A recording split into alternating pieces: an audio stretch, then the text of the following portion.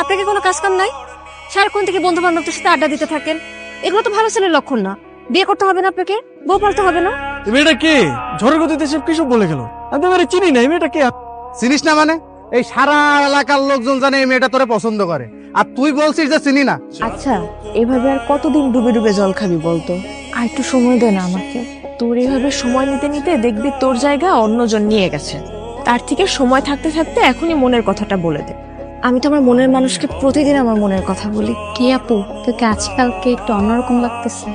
তুই কি আবার নতুন প্রেমে পড়লি নাকি? তুই না অনেক পেকে গেছিস, যা পড়তে যা। শোন, আজকে কিন্তু তোকে চিঠিটা দিতেই হবে, কোনোভাবেই মিস করা যাবে না।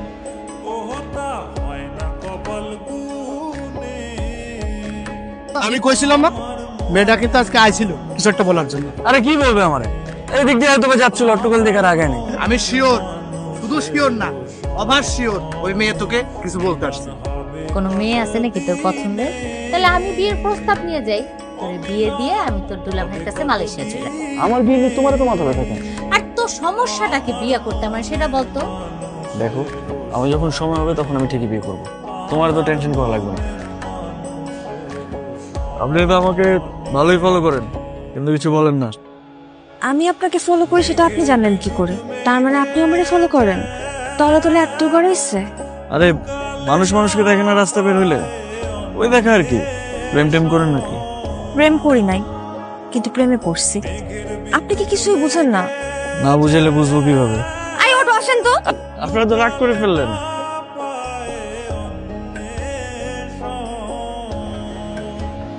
মামা, আপনি না বললেন জেরিন লেখাপড়া নিয়ে ব্যস্ত, এখন বিয়ে দিবেন না, কিন্তু জেরিন কোথায় লেখাপড়া করে এটা কি আপনি জানেন? এটা কেমন প্রশ্ন রকি?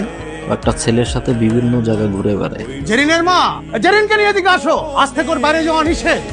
কলেজের নাম করে কোথায় যায় কোনো খোঁজ খবর রাখো? কি করছো? একটা ছেলের সঙ্গে মেলামেশা করে বেড়ায়। জেরিন কোথায়? ওরে বেশ কয়েকদিন ধরে দেখতেছি না, ও কই?